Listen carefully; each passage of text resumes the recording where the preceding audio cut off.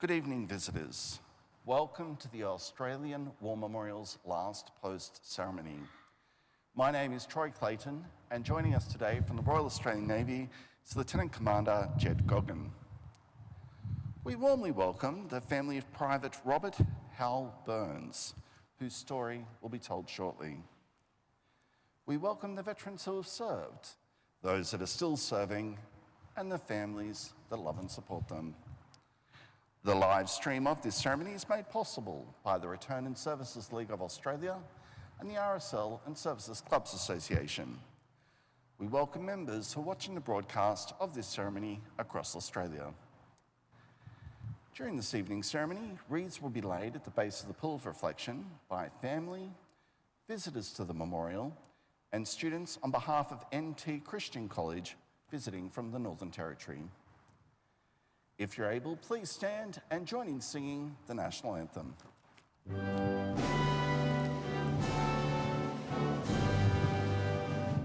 Australians, oh, let us rejoice, for we are one and free. With golden soil and wealth for toil, our home is got by sea. Our land abounds in nature's gifts of beauty, rich and rare. In history's page, let every stage advance Australia fair. In joyful strains, then let us sing, advance Australia fair. Thank you. You may be seated. The Australian War Memorial was the vision of Charles Bean, Australia's First World War official historian. Bean landed with the Australian troops on Gallipoli and stayed with them at the front through to the end of the war. The idea of this national memorial and museum came to him at Pozières, France, in the depths of the bloody fighting of 1916. Bean's idea was that this would be a place where families and friends could mourn their loved ones buried in faraway places. It would also be a place that could help all Australians understand what these men and women had endured and what they had done for us. Bean's vision, to which we remain true, is best expressed as inscribed in the entrance to the memorial's galleries. Here is their spirit, in the heart of the land they loved, and here we guard the record which they themselves made. Tonight, we'll read the story behind just one of those on the Roll of Honour, which lists the names of more than 103,000 men and women who have given their lives for us in war and in operations for more than a century. But first we present a lament, Flowers of the Forest. Wreaths or floral tributes will now be laid at the base of the pool of reflection.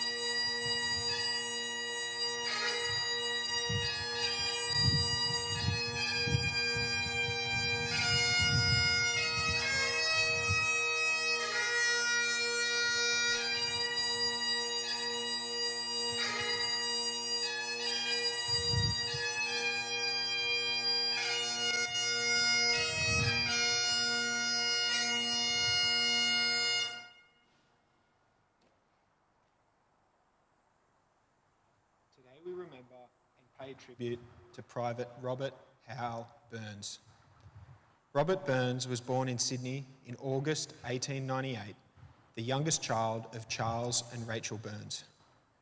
Robert had 3 older siblings, Mary, Arthur and Jack. He attended Pyrmont Public School before finding work as a machinist. By the time the First World War began in 1914, Robert was living at home with his mother in Glebe, while working at the Sydney Trams Glebe depot, employed as a tailor out, removing cut timber as it comes off the saw. In July 1915, Robert's elder brother Arthur enlisted. He was soon serving with the infantry overseas. In August, their father died. Robert decided he would enlist too, but being under 21, he needed his mother's permission. Surviving documentary evidence suggests that Robert, still 3 months short of the minimum age of 18, probably forged an approval letter from his mother and put his age up 1 year. He joined the Australian Imperial Force in Sydney on the 22nd of May 1916. Private Burns did basic training at Cootamundra and later Goulburn before being allotted to the reinforcements for the 55th Battalion. Burns embarked for overseas service at Sydney on September 30th, boarding the troop ship Naz. 6 weeks later, he arrived at Plymouth in the United Kingdom and was sent to a training battalion based at Herdcott in Wiltshire. On the 21st of December 1916, Robert crossed the Channel to France, joining the 55th Battalion in early February 1917. The 55th Battalion had been formed in Egypt in February 1916 and belonged to the 14th Brigade of the 5th Australian Division. It had fought at Fromelles and on the Somme in 1916 and was in the line opposite the French town of Bapaume when joined by Private Burns. Over the coming months, Burns fought alongside his new comrades in battles on the Hindenburg Line, such as Douarnenez in April and at Bullecourt in May. In June and July, he attended sniping school to hone his marksmanship skills. Arthur Burns was alarmed when he found out his younger brother, Robert, had joined up and was now also in France. He quickly began the process of claiming his brother, a practice whereby older brothers could have younger ones transferred to their unit where they could be watched over. This had not been resolved when the 5th Division next went into action in Belgium. Arthur's 30th Battalion and Robert's 55th Battalion would both be involved. On the morning of the 26th of September 1917, the division went forward to capture Polygon Wood, a key point between Ypres and Passchendaele. Following a massive creeping artillery barrage, the 55th captured its objectives within 3 hours. It was a successful operation with all Australian units taking their objectives, but it was typically costly. The Battle of Polygon Wood cost 5,770 Australian casualties. The 55th Battalion alone had 229 casualties, including 46 dead. Robert was initially reported missing in action. Hospitals were checked, burial records examined, and the Red Cross Wounded and Missing Bureau interviewed men from his unit. Lists of prisoners of war taken by the Germans were checked, but nothing suggested Private Robert Burns had survived. A court of inquiry held in June 1918, an eyewitness, Corporal Tom McMahon, repeated what he had told the Red Cross in January. On the day of the attack, he had found Burns's wallet and fragments of photographs smeared with blood. The surrounding area had been heavily shelled. Despite this convincing evidence, the inquiry found that Robert Burns had been killed in action on September 30th. Why that date was chosen is unknown, as it is more likely that Burns was killed outright on the 26th. He was 19 years old.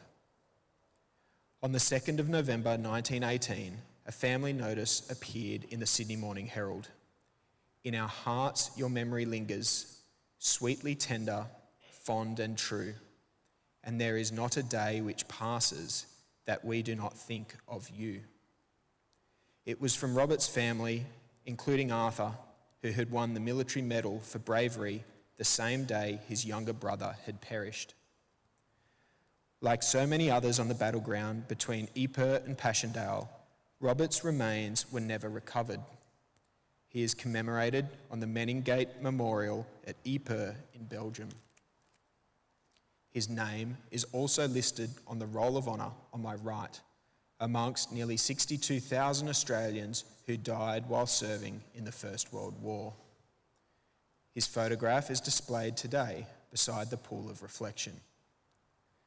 This is but one of the many stories of service and sacrifice told here at the Australian War Memorial.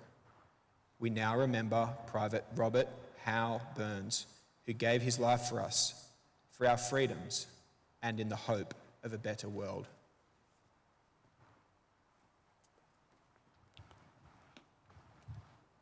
Please stand for the reading of the ode and the sounding of the last post.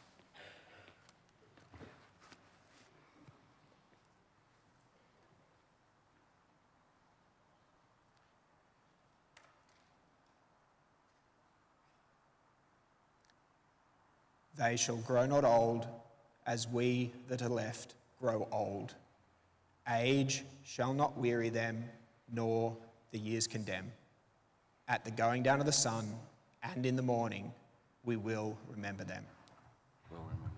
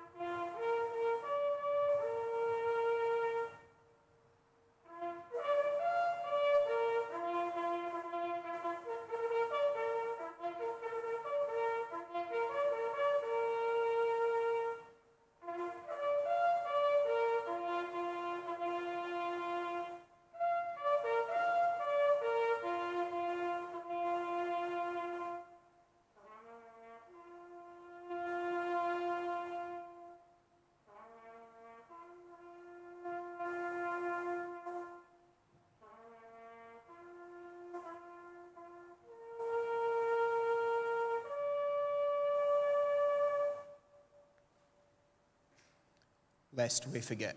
Lest we forget.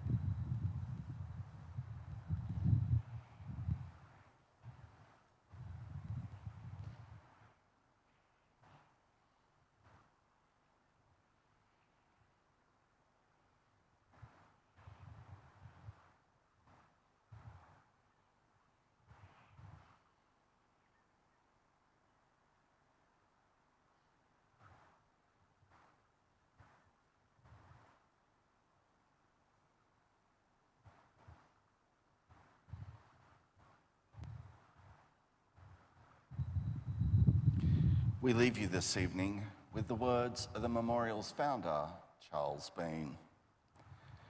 Many a man lying out there at Pozières or in the low scrub of Gallipoli, with his poor, tired senses barely working through the fever of his brain, has thought in his last moments, well, it's over. But in Australia, they will be proud of this. Ladies and gentlemen, girls and boys, that concludes the last post ceremony. On behalf of the director, staff and volunteers, thank you for visiting the Australian War Memorial today. We hope you all have a very pleasant evening. Thank you.